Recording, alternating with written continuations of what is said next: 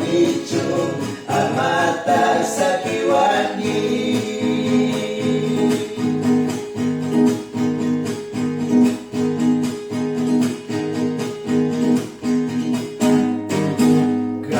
Suman siya kamang rinayo ya'y mikani. Kapag suman siya kamang rinayo ya'y mikani.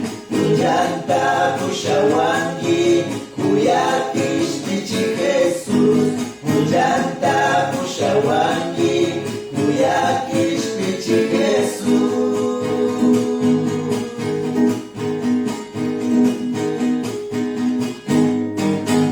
Pusyay, Kuya Jesus, pusyay, pusyay, pusyay.